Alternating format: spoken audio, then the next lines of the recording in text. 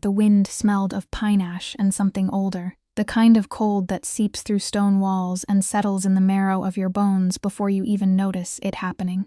I noticed it the moment I stepped into the great hall of Thornwall Keep, my arms full of linen for the high table. The torches along the stone corridor breathed in the draught, their orange light pulling sideways, flickering like something restless. I had learned in my 3 years of service at this keep that the torches always seemed to behave differently on the nights that mattered. Tonight they shuddered. My name is Elsie. I am 23 years old, and I am the kind of woman who passes through a room without leaving a mark. Not by choice, but by years of careful practice. I have dark hair the color of turned earth after rain, eyes that are neither green nor gray, but something caught between the two, and hands that are always a little cold, even in summer. The other servants called me quiet, the head stewardess called me reliable. Neither of them knew what I carried beneath my ribs like a second heartbeat. A bond, half a bond, to be exact. It had begun 7 months ago, in a moment I had not asked for and could not explain. I had been carrying a tray of honeyed wine through the rear corridor of the keep, the one that ran behind the war council chamber, when something inside my chest had cracked open like a seed casing, split by frost. Warm, sudden, violent in its gentleness. I had leaned against the wall and pressed my palm flat to my sternum, certain I was ill. I was not ill. I had felt him, not seen him, not spoken to him. I had simply felt the pull of something ancient and instinctual, a current beneath my skin that seemed to know the direction of him, the way a compass needle knows north. And when I had finally looked up, when I had finally allowed myself to peek through the carved wooden screen that separated the corridor from the chamber, I had seen Orion for the first time, not as the distant figure of legend, but as a man standing with his back to the wall, dark-haired and broad-shouldered, his jaw hardline in the firelight, the Lycan King. They said he had ruled the northern territories for 11 years. They said he had never taken a mate. They said his wolf was the size of a war-oar, and that his voice, when raised in command, could silence a riot without a single drawn blade. They did not say that he had a way of standing in a room as though he was already thinking 3 conversations ahead of anyone else in it, or that the torchlight preferred to fall on him, or that when he turned his head at a particular angle, there was something in his expression that looked almost like loneliness. I had felt all of that in the span of 3 heartbeats through a wooden screen, carrying a tray of wine I nearly dropped. I had told no one. What would I have said? I think the bond has begun, and he doesn't know, and I am a servant girl with cold hands and a forgettable face. And this is going to end in a way that leaves a mark I won't recover from, so I had kept the warmth of it like a cold tucked inside a closed fist. Private mine. I told myself it was enough simply to tend to it.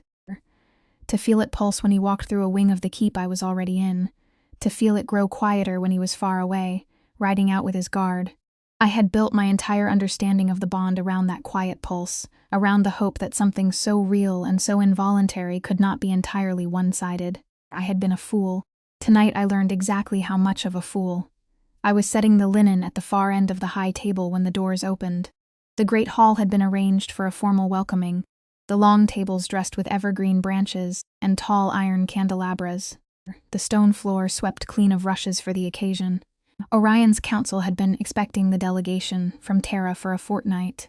A political alliance, a matter of territories and borders and resources that mattered to kings and meant nothing to girls who carried linen. What I had not been told, what no one had thought to mention to me, because why would they, was that the Veltaran delegation included a woman named Seraphine. She entered behind the Lord Ambassador, and the hall registered her presence the way a field registers the first cold day of autumn. A shift, a collective intake of breath. She was tall, coppered, dressed in a deep, wine-colored traveling cloak trimmed at the collar with silver fox fur, and she moved through the hall with the particular assurance of a woman who had never once in her life been overlooked. I watched her from the far end of the table, invisible as ever, and felt nothing except a vague, distant awareness of beauty, the way one notices a painting in a room one is trying to leave. And then Orion walked in. He came through the side door, which he preferred to the main entrance. I knew this the way I knew all his small habits, the way I knew which side of the fire he liked to stand on, and which goblet he always sat down on the left rather than the right. He was dressed for a formal occasion, but not dressed grandly, because he never performed grandeur unless he required it as a tool.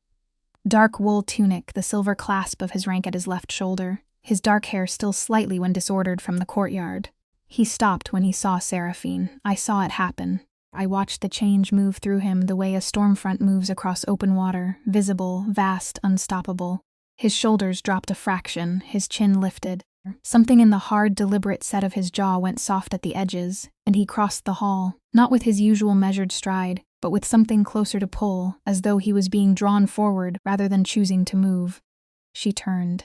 She smiled. He took her hand, and I felt the bond inside my chest go very, very quiet. Not broken, but muted, pushed aside the way a fire is pushed aside by a stronger wind. I stood at the end of the high table, with a piece of linen in my hands, and I understood with the particular clarity that arrives only when you have already known something for a long time and refused to name it what I was witnessing. He had found his mate, his true mate, his recognized mate, the one his wolf had chosen, openly in front of a hall full of witnesses, with the kind of certainty that leaves no room for question. I was not her. I had never been her. Clear's throat, whatever I had felt these past 7 months, had been a threat of something half-formed and unacknowledged, a beginning that had never reached its other end, a door that had opened for me alone and was now quietly, irrevocably closing. No one in the hall noticed me set the linen down on the table. No one noticed me step back from the high table or turn or walk with careful, unhurried steps toward the servants' corridor. My face was very still. My hands were very cold. I passed through the door into the back passage and stood in the dark for a moment, my back against the stone, listening to the sounds of the hall through the wood. Laughter, movement, the bright clatter of cups being raised. And I made a decision, not in anger, not in grief, not yet, in something quieter than either of those, something that felt less like an emotion and more like a reckoning. I was going to leave, not tomorrow. Tonight, before the bond thinned any further, before I had to watch this play out across weeks and months of formal suppers and public ceremonies, before the quiet pulse inside my chest became something I would have to actively mourn rather than simply release. I would gather what was mine, and I would walk out of Thornwall Keep into the cold night, and I would not look back. I pushed myself off the wall and moved through the passage toward the servants' quarters. What I did not know in that moment of cold and quiet decision was that even as I turned away, something had shifted across the hall. Something had made the Lycan King go still. And though I could not feel it through the muted distance of the bond I was already preparing to leave behind, though I could not know it and would not know it for some time, he had looked up from Seraphine's face and turned his head slowly toward the far end of the hall, toward the place where I had been standing. And I was already gone. I left with 3 things: my wool cloak, the small leather satchel I kept beneath my cot, and the 7 copper coins I had saved across 3 years of quiet, unremarkable service. The night was bitter, the kind of cold that the northern territories produce in late autumn, not merely uncomfortable, but deliberate, as though the air itself has made a choice about you. I pulled my cloak tighter and moved through the outer yard with the particular purposefulness of someone who belongs exactly where they are going, because I had learned years ago that the fastest way to be stopped is to look uncertain. No one stopped me. The gate guard was watching the road from the parapet, not the yard. The stable boy was asleep in the hay. The night sentry at the outer wall was stamping his feet against the cold, his attention on the treen, not on the small, dark-haired woman slipping through the postern door with a satchel on her shoulder. I crossed the drawbridge and turned south, not north toward the deeper territories, Orion's lands, his roads, his patrol routes. South toward the village of Calmere, 3 hours on foot, where I had once spent a week delivering correspondence on the keep's behalf, and had noticed, as I always notice things, a widow named Berta, who rented rooms above her weaving shed and asked no questions about her tenants. I walked through the dark for 3 hours with my thoughts shut in a room I refused to enter. There would be time later to feel it. Not yet. Calmere greeted me at dawn the way small villages always greet strangers, with cautious sideways attention. Smoke rising from the thatcher's chimney. A dog barking once and then thinking better of it. The smell of bread from the miller's widow's house, warm and incongruous against the frost. Burra answered my knock in her nightcap, took one look at my face and said, "How long?" "I don't know," I said honestly. "I have 7 copper coins." She considered me for a moment with the sharp, unsentimental eyes of a woman who has calculated odds her entire life. Then she stepped back from the door. "Room above the shed," she said. "You'll earn your keep helping with the looms if the coins run short." "Thank you," I said. "Don't thank me yet," she said. "Soup's on the fire." "Eat first." I ate. And then finally, alone in a low-ceiling room with a straw mattress and a single tallow candle, I allowed myself to feel what I had been carrying in silence through 3 hours of dark road. It was not what I expected. I had braced for grief, the sharp kind, the kind that takes your breath. What arrived instead was something slower and more complicated, a heaviness like waterlogged wool, like the particular exhaustion of carrying something a great distance, and finally setting it down only to realize you no longer know how to stand upright without the weight of it. I pressed my hand to my sternum where the bond had lived. It was still there, faint but present, like the ember of a fire that no one had remembered to feed. I closed my eyes and made myself look at it honestly. He had not chosen me. He had not even known me, not truly, not in any way that counted. Whatever thread of connection had existed between us had been mine alone to feel. A door that had opened from only one side. That was not cruelty. That was not even tragedy. That was simply the particular way that certain things end before they begin. I was 23 years old. I was capable and practical, and if not happy, then at least functional. I would become someone new here, a weaver's assistant perhaps, or a herbalist's helper, or simply a woman named Elsie, who lived above a shed and asked for nothing beyond what she could earn. It was, I told myself, enough. What I could not account for, what I had no framework to understand, because I had no knowledge of how bonds worked beyond the scraps of overheard conversation and the occasional whisper among the keep's servants, was that a half-formed bond does not simply release when the one who carries it walks away. It marks you, and it marks the one on the other end, even when they do not yet know why. 3 weeks passed. I learned the rhythms of Calmere the way I had learned the rhythms of Thornwall Keep, quietly, carefully, by watching more than speaking. The village had 200 souls, a weekly market, a mill, a smithy run by a red-faced man named Gareth, who had opinions about everything and shared them with everyone, and a small warden's post, where a single aging guard named Pell kept nominal authority over the king's law. The warden's post was important information. I filed it away. I helped Burra with the looms in the mornings, and spent my afternoons in the small kitchen garden she kept behind the shed, pulling the last of the autumn roots from the cold earth. It was honest work. It tired my body in the straightforward, satisfying way that physical labor does, and it left my mind blessedly quiet, or it did for the first 2 weeks. By the 3rd week, the quiet had developed a texture. The bond, that faint, persistent ember, had not dimmed the way I had expected it to. If anything, it had grown slightly more present, not warmer but more insistent, the way a sound becomes louder when everything else goes silent. I caught myself standing at the loom with my hands still, listening to something that had no sound.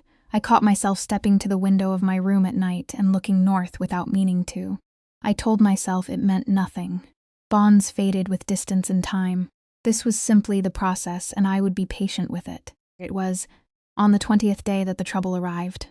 I was at the morning market, exchanging a handful of the winter herbs I had dried for a small wheel of hard cheese when I saw the riders come into the village square. 3 of them wearing the charcoal-gray cloaks of the Lycan King's personal guard. I turned my face away immediately, pulled my hood forward, and moved with deliberate calm toward the far side of the market stalls. My heart was beating differently than usual, not faster, but heavier, each beat more conscious than the last. They were not looking for me. They could not be looking for me. A servant girl who had simply walked away from her post was not worth the Lycan King's guard. People left service all the time. I had done nothing wrong, taken nothing that was not mine, broken no law. I told myself this in a steady internal voice as I moved behind a stall selling dried fish, and kept my back to the riders, looking for a woman. One of them said to no one in particular, and therefore to everyone. Dark hair, gray-green eyes, goes by the name Elsie, came from the direction of Thornwall Keep. The dried fish seller looked up at me. I met his eyes. I kept my face very still. He looked back at the guard. "Haven't seen anyone matching that," he said. I breathed. "The king offers 2 silver marks for reliable information," the guard said. The dried fish seller said nothing further. But 2 stalls down, I saw Gareth the smith straighten and turned toward the riders with the particular expression of a man doing arithmetic. I did not wait to see what conclusion he reached. I bought nothing. I walked back through the market at the same pace I had arrived, turned down the alley beside the tanner's shop, and did not run until I was certain I was out of sight. 2 silver marks. The Lycan King was looking for me. Not for Orion, for the king. For the formal, deliberate reach of royal authority, with guards in silver and the weight of a crown behind it. I slipped in through Berta's back door, stood in the kitchen with my cloak still on, and tried to make sense of the only question that mattered. Why? Berta appeared in the doorway between the kitchen and the weaving shed, took one look at me, and said nothing for a moment. Then, writers in the square. Yes, I said, looking for someone. Yes, she crossed her arms. Her expression was not accusing. It was more unsettlingly the expression of a woman who had been waiting for something to happen, and was simply noting that it had.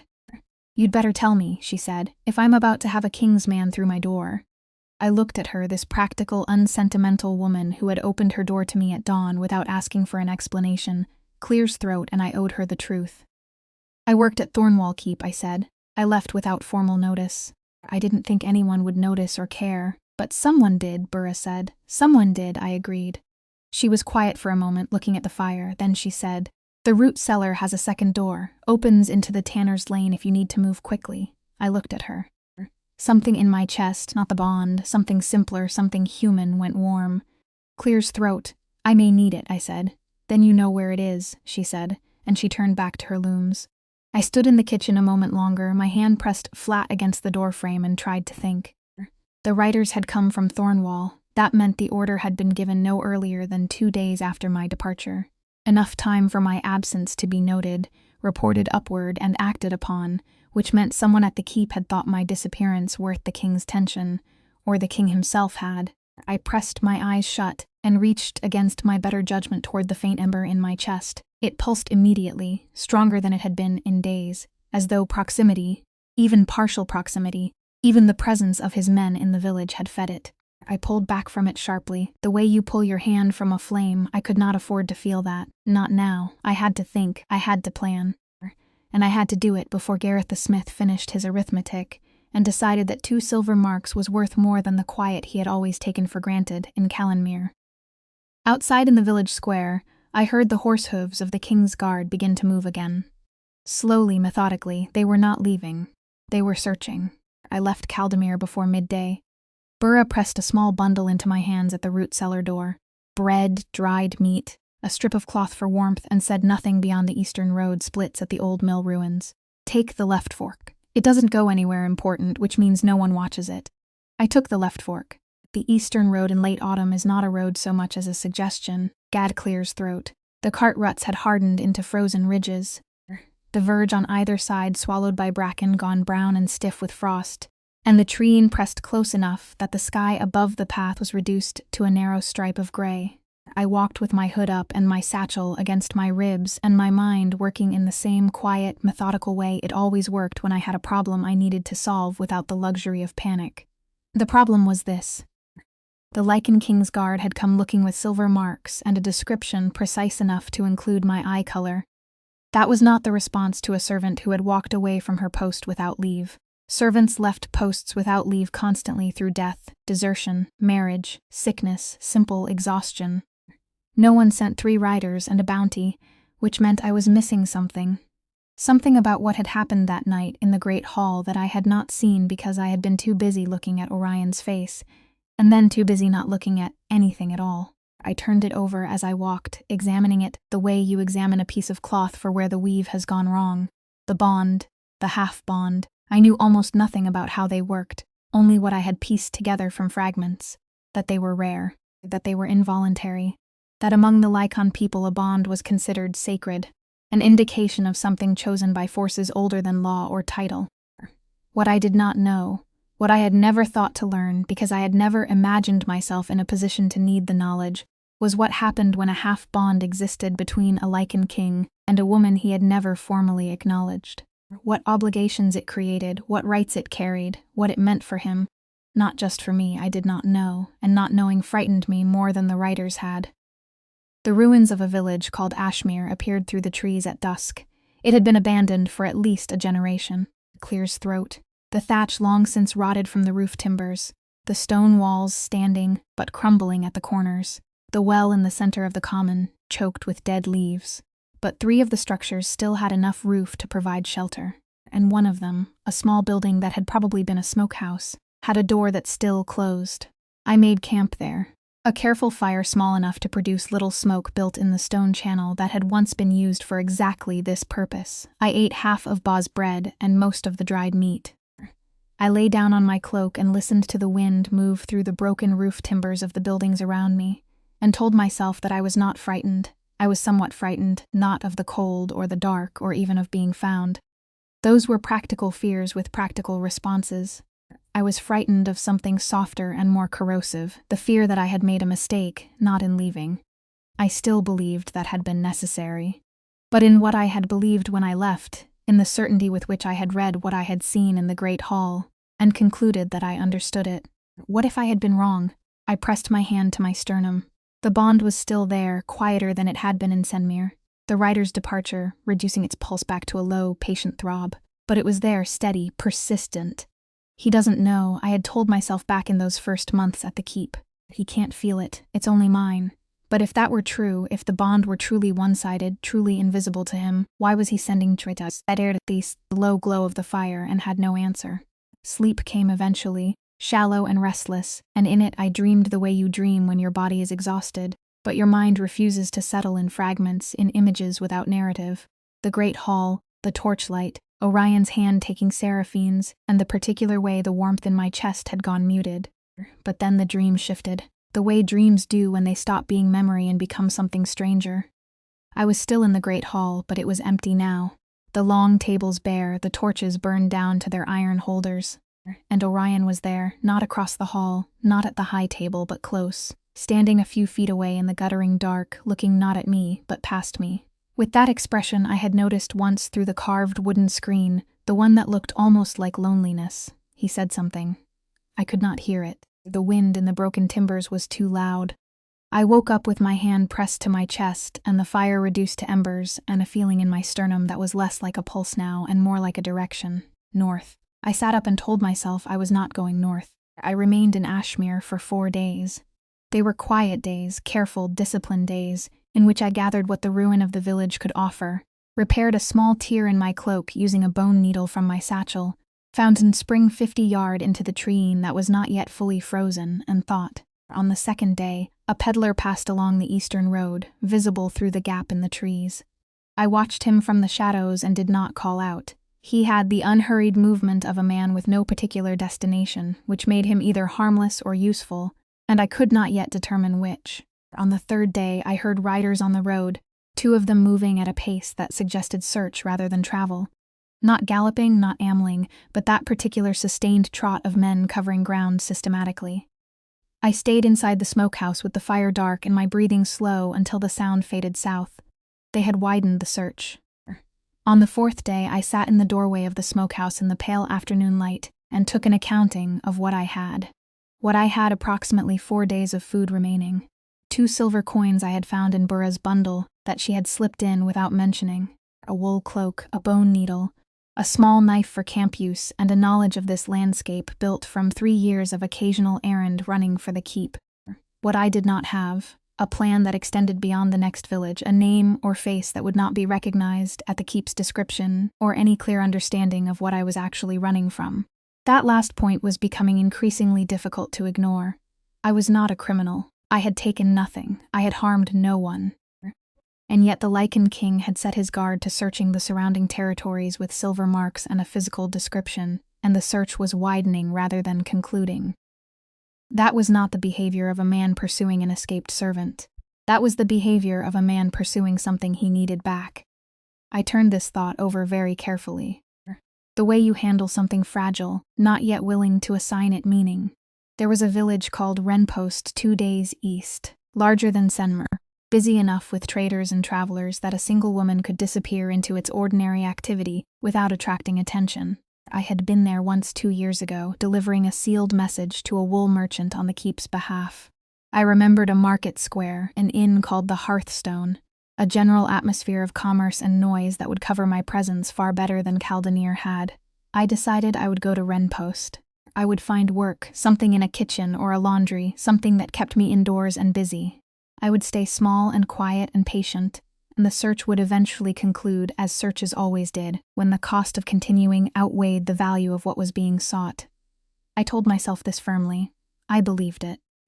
What I had not accounted for was Renost's weekly market, which drew traders from as far as 3 days' ride in every direction. including, as it happened, a wool trader who had made the journey from Thornwall village, and who, over a cup of ale at the hearthstone on the evening of my third day in Renpost, said something to his companion that I was not meant to hear. I was carrying a tray of cups from the kitchen to the front room.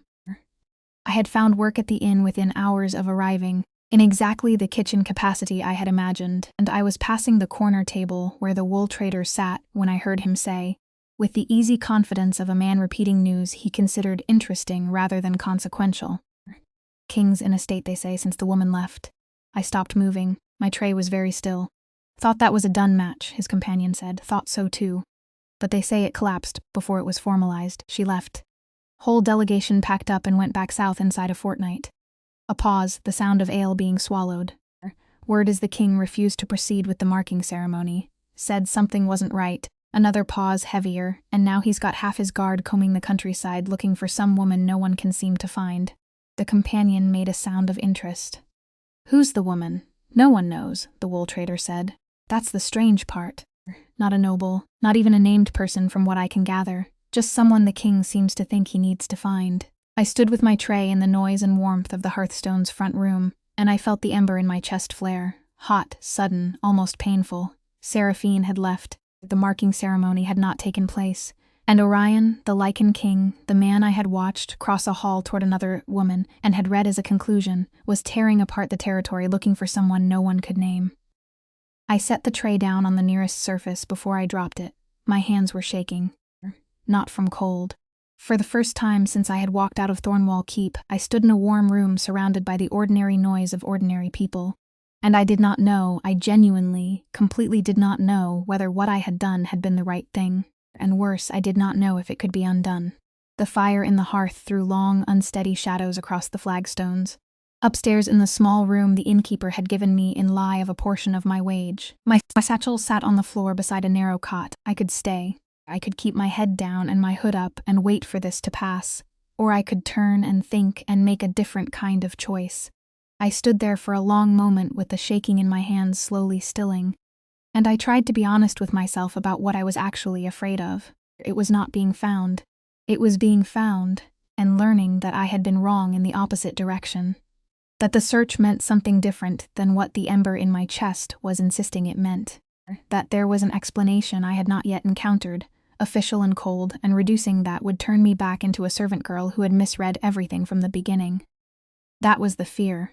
Not the writers, not the silver marks, not even Orion himself. The fear was the possibility of hope. From the corner table, the wool trader laughed at something his companion said. The fire popped. Someone opened the inn's front door and let in a blade of night air that moved through the room like a cold hand. I picked up my tray. I went back to the kitchen. But for the first time since Calmere, I did not think about the road going further east. I thought quietly and against my will about the road going north. I did not go north that night, or the next, or the one after that. I went north on the 5th morning, before the inn was awake, before the kitchen fires were lit, before I could talk myself out of it again with the perfectly reasonable arguments I had been rehearsing for 4 days, like a prayer I no longer believed in. Clear's throat, I left 3 copper coins on the kitchen table for the innkeeper, more than I owed, less than I wished I could leave. And I walked out of Renpost into a dawn that was the color of iron, cold and flat, and without a single cloud to soften it. The kind of morning that offers no comfort and no illusion, just direction. I went north. I told myself I was not going back to the keep. I was simply moving in the direction where answers were more likely to exist than questions. I was being practical. I was following information rather than emotion, and there was a meaningful difference between those two things that I intended to maintain. The bond pulsed warm and steady, and did not bother to argue with my reasoning. On the 2nd day north, I met the riders before I saw them. I heard the horses first. 3 sets of hooves on frozen ground coming from the west on a road that intersected mine just ahead, moving at that same purposeful trot I had learned to recognize. I stepped off the road immediately into the bracken on the eastern verge and pulled my cloak tight and my hood forward and went very still. They came around the bend in close formation. Charcoal gray cloaks, the king's guard, 3 riders, and among them something that made my breathing change before I had consciously processed what I was seeing. The man in the center was not a guard. He was taller in the saddle than the others, broader through the shoulders, and he rode with the particular stillness of someone who has spent so much of his life on horseback that the animal's movement has simply become an extension of his own. His cloak was darker than his guards, almost black, and he wore no insignia that I could see from the verge. But he did not need insignia. He carried authority the way certain people carry height, as a simple fact of his presence rather than a performance of it. Dark hair, hard jaw, eyes that were scanning the terrain with the focused, unhurried attention of a man who was very good at finding things. Orion, the Lycan King himself.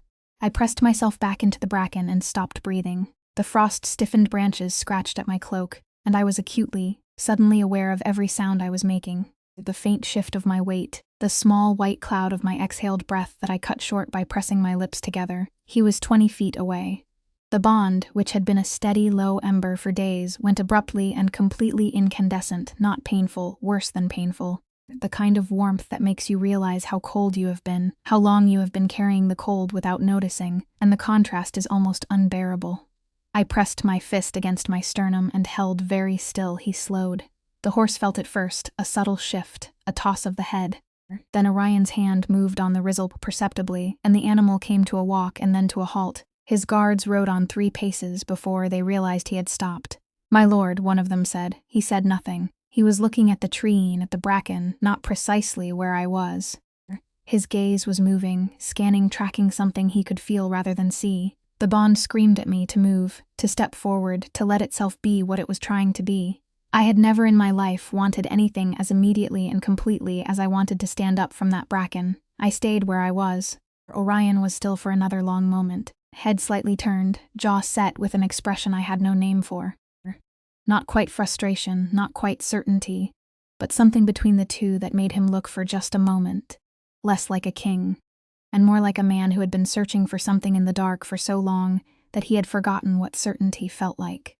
Then one of his guards said something low, and the moment passed, and he straightened in the saddle and urged his horse forward. They rode on. I stayed in the bracken for a long time after the sound of hooves had faded, my fist still pressed against my chest, my breath coming back to me in slow, deliberate increments. He was here, not at the keep, not directing this from behind a council table, but here in the field, riding the eastern roads himself in the cold. That was not administrative pursuit. That was not a king dispatching resources. That was something else entirely. I stood up. My legs were unsteady in a way that had nothing to do with the cold. I needed to think. I needed to think clearly, and without the interference of a bond that was currently behaving less like a thread and more like a hand pulling me forward by the sternum. I needed facts. I needed to understand what had happened with Seraphine, and why the marking ceremony had been refused, and what it meant that Orion was riding these roads himself. And I needed all of that information before I made any decision about what to do next. I needed someone who knew about bonds. Her name was Marin, and she lived in a stone cottage 3 miles off the eastern road in a stand of old birch trees, and I would not have known she existed at all, except that 2 years ago the keep's head stewardess had sent me to her with a sealed request and a payment of herbs, the nature of which I had not been told and had not asked. Marin was old, not elderly in the soft, comfortable way, old in the manner of certain trees, which do not so much age as accumulate, grow denser and quieter and more themselves with each year. She had white hair cut close to her head, eyes that were a startling pale amber, and hands that moved with the precision of someone who had spent decades doing delicate work. She was a wise woman. The old kind, not a herbalist, not a midwife, though she was both of those things as well. The kind who knows things about bonds and bloodlines, and the old laws that govern the Lycan people. The kind whose counsel was sought by highborn and low alike, and who served neither. She opened her door before I knocked. "I heard you on the road," she said, which could have meant her hearing was exceptional, or could have meant something else entirely. "Come in." I came in. Her cottage was warm and dense with the smell of dried herbs and woods and something underneath those smells that I could not name. Old paper, perhaps, or old stone. The particular smell of accumulated knowledge. Every surface held something. Bundles of dried plants, small clay jars sealed with wax, a shelf of books so old that their spines had gone dark with handling. She put tea in front of me without asking, sat across the small table, and looked at me with those amber eyes that seemed to weigh things accurately without effort. "Tell me," she said. I told her. All of it. The 7 months, the half-bond, the night in the great hall, Seraphine, my departure, The writers, the wool trader words, Orion on the road, 20 feet from where I had been hiding. Clear's throat. Marin listened without interrupting, her hands wrapped around her own cup, her expression giving away nothing. When I finished, she was quiet for a moment. Then she said, "You thought the bond was one-sided?" "Yes, because he didn't acknowledge it, because he showed no sign of Elsie." Her voice was not unkind, but it was very direct. A Lycan King cannot feel a half-bond the same way you can, not when it's newly formed. The bond initiates from the more, let us say, more emotionally open side.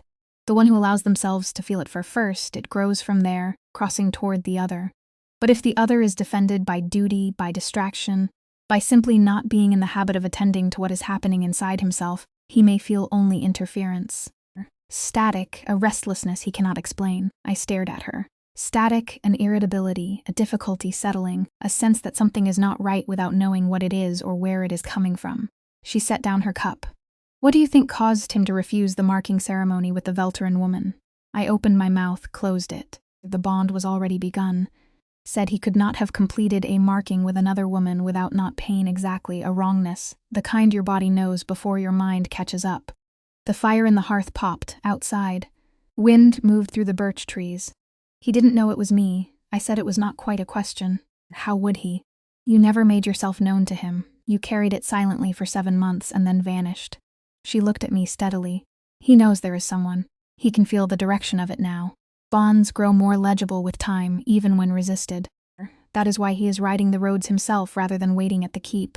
I sat with this for a long moment. The tea had gone slightly cool. I drank it anyway, needing something to do with my hands. "He is angry," Marin said, not gently, as a fact requiring acknowledgement. "I know. Not at you specifically. He does not yet know enough to be angry at you specifically. He is angry at the situation, at the disorientation of pursuing something he cannot fully see." She paused. "But when he finds you, and he will find you, Elsie, he will also be angry at you specifically. That is a conversation you will need to have." "I know," I said again. And then, because it was the real question, the one beneath all the other questions, was I wrong to leave? Marin considered this with the same careful precision she seemed to apply to everything. "You acted on what you understood. Your understanding was incomplete." She folded her hands on the table. "Whether that constitutes being wrong depends somewhat on what you do next." I looked at her. "What would you suggest?" "I would suggest," she said, "that running from a Lycan King who can feel the direction of a bond is an increasingly poor strategy, and that the longer you run, the angrier and more alarmed he becomes, which makes the eventual confrontation more difficult than it needs to be." She met my eyes. "I would suggest that a woman who has survived 7 months of carrying this alone, who Clear's throat walked 50 meters through winter countryside on 7 copper coins, who stayed hidden from 3 sweeps of the King's Guard, is not actually as powerless as she believes herself to be." Something in my chest shifted, not the bond, something adjacent to it. "You think I should go back," I said. I think Marin said that the choice was never between staying and going. It was between facing something terrifying on your own terms or waiting until it catches you on its terms. She stood, moving to the fire to add another piece of wood. "He will find you within 2 days," she said. "He is closer than you think, and the bond is no longer subtle enough to obscure. You can be found, or you can choose to be found. Those are different things." She glanced back at me over her shoulder. "Stay tonight, eat, sleep, decide in the morning with a rested mind." I stayed. I ate the soup she put in front of me and slept on the narrow cot in her back room, and dreamed for the first time since leaving the keep of nothing at all. I woke before dawn to the sound of birch branches moving in the wind and a pulse in my chest that was steady and warm, and no longer felt like something to be afraid of. I lay still for a moment in the dark, my hand resting open on my sternum rather than pressed against it. Then I got up, put on my cloak, and went to find Marin. "I've decided," I said. She was already at the fire, already had a small bundle waiting on the table beside a cup of tea she handed me without comment. "I know," she said. I drank the tea. I picked up the bundle and I walked out of the cottage into the cold, gray pre-dawn and turned north without hesitation, without argument, without any of the careful, practical reasoning I had been using for weeks to avoid admitting what I already knew. Behind me, the birch trees moved in the wind. Ahead, Clear's throat, the road curved north toward Thornwall and toward whatever waited there. For the first time in weeks, I did not feel like I was running. I found him before he found me. Or perhaps it would be more accurate to say that I stopped running, and the distance between us collapsed on its own. The way tension collapses when the thing holding it taut finally releases. It was mid-morning, 2 hours north of Marin's cottage, when I heard the horses. Not the search trot I had learned to dread. Something faster, more direct, moving down the road toward me rather than across it. I stepped to the side of the road, but did not step into the bracken. I stood on the verge with my hood back and my hands visible and my heart beating with a slowness that surprised me. Given everything, I had made my choice in the dark before dawn. The fear was still present, I will not pretend otherwise, but it had taken a different shape overnight, less like a wall and more like weather, something to move through rather than hide from. The riders came around the northern bend, 2 guards in front, Orion behind them. He saw me at the same moment his horse did. The animal's head came up and his own gaze sharpened, fixing on me with an immediacy that had nothing hesitant about it. He said something short and quiet to his guards, and they slowed and pulled aside, and he came forward alone. He stopped 10 feet from me. His horse stood very still, breath clouding in the cold air. We looked at each other. I had spent 7 months watching him from corners and corridors and across the lengths of large rooms. I had never been this close. I had never been in his direct gaze. Not truly, not with nothing between us. No wooden screen, no crowded hall, no careful distance maintained by the difference in our stations. He was exactly as I remembered, and entirely different. The firelight had always softened him, made him slightly abstract, a figure of significance rather than a person. In the flat gray morning light, in the cold, he was simply a man. Tired, I thought, and angry in the contained, deliberate way of someone who has been holding it carefully for some time. And the anger was not frightening, it was comprehensible. I had earned some portion of it. Elsie, he said. Just my name. His voice was low and even, but there was a tension in it that the evenness was working to contain. My lord, I said. Something moved across his expression, a brief, complicated thing. Don't, he said. I understood him. Not my lord, not the distance of title between us, not here, not now. Orion, I said. He exhaled, a slow, controlled breath that nevertheless carried something enormous in it. Weeks of it, I thought. Weeks of roads and cold and the particular exhaustion of searching for something you cannot fully name. He dismounted. His guards remained where they were, far enough back to offer the pretense of privacy. He walked toward me and stopped 3 feet away, and I held my ground, which I think surprised him. The slight recalibration in his expression clear his throat suggested he had been prepared for me to step back. You were in the bracken, he said, 2 days ago on the western intersection. It was not a question. Yes, I said. I felt you. He said it plainly without accusation, but with the weight of someone stating something that has cost him considerable effort to understand. I have been feeling you for months. I did not know what it was. A pause. I know now. Mayan, I said, a wise woman near the eastern road. Something shifted in his expression. Not quite wry, but adjacent to it. Yes, she sent word to the keep 3 days ago. Said I was looking in the wrong direction and needed to come east myself. He studied me. She did not say why you had left. The cold air moved between us. Somewhere in the tree above us, a bird called once and went silent. I saw you, I said, in the great hall the night the Velaran delegation arrived. I saw you cross the hall toward Seraphine, and I understood, or I thought I understood, what it meant. I kept my voice steady. This was the thing that needed saying, so I said it cleanly. I had been carrying the bond for 7 months without knowing if you felt any part of it. And when I saw you move toward her, I believed I had my answer, so I left. Orion was very still while I spoke. His eyes were on my face with an attention that was slightly uncomfortable in its completeness, the kind of attention that doesn't miss things. You believed I had chosen her, he said. Yes. You believed it so completely that you walked out of the keep that night in the dark alone with no plan and no destination. I held his gaze. I believed it completely enough that staying felt impossible. Something in his jaw tightened and then released. He looked away for a moment up the road into the gray sky, and I understood that he was doing the same thing I had been doing for weeks, holding something carefully, managing it. She felt nothing from me, he said, looking back. Seraphine, whatever I thought I was doing when I walked across that hall, it collapsed before it formed. The ceremony would not have been right, and I knew it before my council did.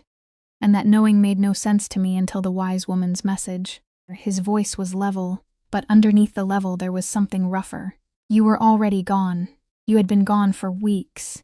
I had guards on every road in the territory, and I was riding them myself, and I could feel the direction of you, but I could not close the distance. And I did not understand why until I sat in that woman's cottage, and she told me that someone had been choosing every day to remain hidden. He stopped.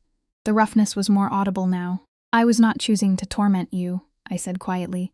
I was frightened. I know that, he said. And the sharpness in it was not anger at me, but at the situation Clear's throat at the weeks of it, the cold roads and the near misses and the bracken 2 days ago. I know that now. I did not know it while I was riding in circles in winter. I nodded. Fair. We stood in the silence for a moment, not uncomfortable exactly, but dense with everything that had been said and everything that remained. The cold moved between us. The horses shifted.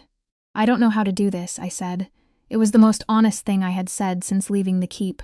Perhaps since any of this had begun. I am not a noble. I have no title, no family of standing, no claim on anything beyond what I can earn with my hands. Whatever this bond is, whatever it means for you, for your council, for your people, I do not fit the shape of what a king is supposed to find at the end of a search like this. Orion looked at me for a long moment, and then he said something I had not prepared for. No, he agreed. You don't. I blinked. You are also, he continued, with the careful precision of a man choosing words he has thought about for some time, the only person in 7 months who has made the bond feel like something real rather than something I was imagining.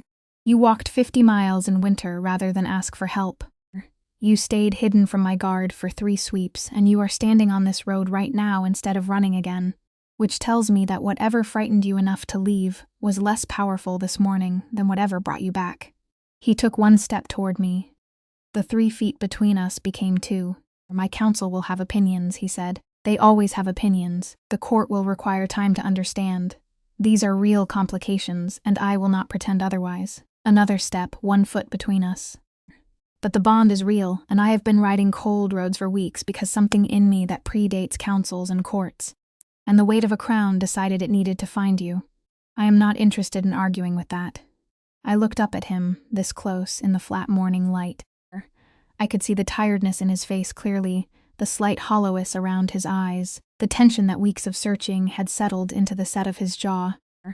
I could also see underneath the tiredness something that had been there in the great hall when I had watched him through the carved screen, the thing I had almost named as loneliness, and then told myself I was projecting. I had not been projecting. You should have slept more, I said, which was not remotely what I had planned to say, and something shifted in his expression, the tension easing a fraction, an involuntary quality to it, as though I had surprised him into it. I will, he said, when this is resolved. Is it resolved? I asked. He looked at me steadily. That depends on you. I stood in the cold on the eastern road, with my satchel on my shoulder and my hood down, and the bond in my chest no longer an ember but something fuller. Something that had been waiting a long time for exactly this moment to breathe. And I thought about Marin's words in the firelight. The choice was never between staying and going. It was between facing something terrifying on your own terms or waiting until it catches you on its terms. I had chosen my terms, and here I was then. Yes, I said. I think it is. What followed was not simple. I want to be honest about that because the stories that make it simple are not true.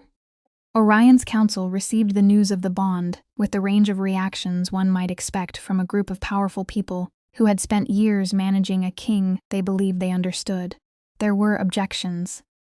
There were formal concerns raised about precedent and station, and the implications for alliances they had been cultivating. Lord Aldrich, the eldest of the council, delivered a 40-minute address on the subject of appropriate matches for ruling Lycans that tested everyone's patience, including visibly Orion's. I sat through it in the council chamber at the table, not against the wall, which was the first adjustment Orion had made, and which communicated something to the room that no speech could have.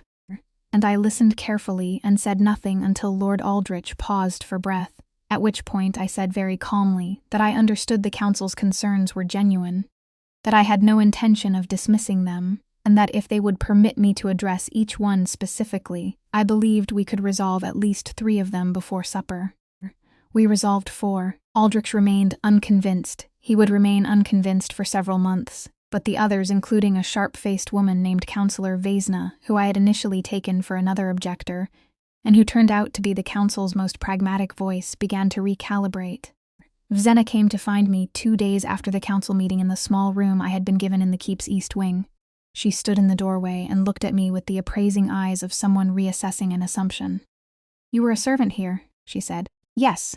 For 3 years. Yes. And in 3 years you learned enough about how this keep operates that you were able to argue down 4 of Aldrich's objections, before he finished his second cup of wine. I looked at her steadily. People overlook servants, I said. That was never a disadvantage. Something moved in her expression. Not quite a smile, but the precursor to one. Clears throat. No, she said. I don't suppose it was. She became, if not an ally in the uncomplicated sense, then at least a force that directed her considerable intelligence toward making the transition workable rather than impossible. That mattered more in practice than warmth would have.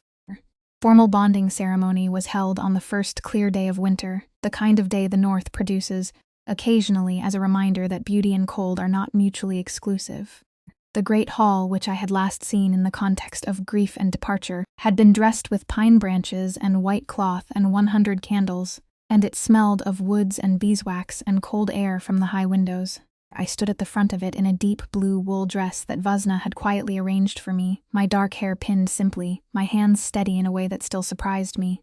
Beside me, Orion wore no crown. He had left it on the council table, which had caused comment, and had said only that the ceremony did not require it. I thought it was more than that. I thought it was the same instinct that had made him say don't when I called him my lord on the Eastern Road, a preference for what was real over what was performed. When he took my hands and the wise woman who had come the old order to speak the old words began to speak them, I felt the bond complete itself, not dramatically, not in the way of stories with light or sound or any external sign. It was quieter than that, a warmth that moved from the place behind my sternum outward through my whole chest, like a fire that had been burning small for a long time, finally being given enough space to breathe. Like arriving, like something that had been half-formed, finding its other end and becoming whole. Orion's hands tightened slightly on mine. He felt it too. He looked at me and I looked at him, and neither of us said anything because nothing needed saying. Marin came to the keep in the spring, when the snow had retreated from the lower roads and the birch trees outside her cottage were beginning their first green. Orion had sent a proper invitation on good parchment, which I suspected she found mildly amusing. She sat with me in the small garden off the east wing, still bare from winter, but beginning to show the first tentative green at the soil's edge, and drank tea and looked at me with those amber eyes that had always seemed to be weighing something accurately. You look different, she said. I am different, I said. Yes. She tilted her head slightly, less like someone bracing for impact. I thought about that, about the 7 months of carrying something in silence, the cold roads, the bracken, the root cellar in Bura's cottage, about standing on the eastern road with my hood down and choosing deliberately not to run. I kept waiting, I said, for something to confirm that I was wrong to hope, that what I felt wasn't real or wasn't enough or wasn't meant for me. Marin set down her cup, and I think I mistook that waiting for wisdom. I said it wasn't wisdom. It was just fear with better posture. She hummed a sound that was from Marin the equivalent of a laugh. Aldrich eventually reconciled himself to the situation, not through warmth, but through the particular pragmatism of a man who recognizes when a thing is settled. It took until summer. He never became easy, but he became respectful, which was sufficient. Clear's throat, Bura received a message and a payment of silver that were meant to communicate gratitude without condescension. She sent back a small square of woven cloth, her work, recognizable in its clean, unhurried precision, and no words. I understood her perfectly. The room above the weaving shed in Caldenier was rented to someone else. I hoped they were finding it useful. It is late autumn again now, a year since the night I stood at the end of the high table with a piece of linen in my hands and watched the world rearrange itself in a way I had not been prepared for. I am in the garden. The last of the cold season herbs are in, the beds turned and mulched for winter. Inside, the keep is warm and loud, with the ordinary noise of its people, the clatter of the kitchens, the voices of the guard changing shift in the yard, the sound of Visna arguing with someone in the corridor about something she considers insufficiently organized. Orion finds me here in the late afternoon, as he often does, not because I am difficult to locate, but because this is the hour we have both learned belongs to the quieter version of the day, the version before council reports, and the long work of running a kingdom. He sits on the low stone wall beside the rosemary bed, still in his council clothes, and says nothing for a moment, just looks at the sky with the expression he has when he is letting the day's weight settle out of him. Aldrich wants a full review of the Eastern Road patrol routes. He says eventually he wants that every autumn. I say every autumn he is technically correct that it's necessary. In an every autumn he presents it as though he has personally invented the concept of reviewing things. The corner of his mouth moves. Yes. I sit beside him on the low wall. The cold comes up through the stone, and the air smells of turned earth and wood smoke and the faint distant sharpness of coming snow. It will be a hard winter, I say. Probably, he agrees. We sit in the quiet for a moment, the easy inhabited quiet of two people who have learned each other's silences. The bond hums between us, warm and steady, present the way breathing is present, the way the heartbeat is present, not noticed most of the time, but always there, always the thing everything else is built on. I think sometimes of the girl who carried this alone for 7 months and called it enough, who stood in corridors and watched through carved screens and told herself that invisible was the same as safe.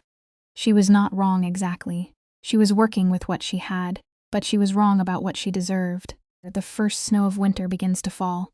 Light, tentative, the kind that is more like a reminder than a statement. It settles on the bare beds of the garden, and on the stones of the wall, and on Orion's dark hair, and he looks sideways at me with an expression that is quiet and warm and entirely his. And I think this is the shape of it. Not the ceremony, not the council chamber, not the eastern road in the cold gray morning, this the snow in the late afternoon and the ordinary miracle of being known. I lean my shoulder against his. He does not move away. The snow falls on Thornwall Keep, and the torches along the corridor walls breathe steadily in the warmth, and somewhere in the distance a guard calls the evening watch, and everything, every road walked, and every choice made, and every ember carried alone through the dark, arrives finally and completely here,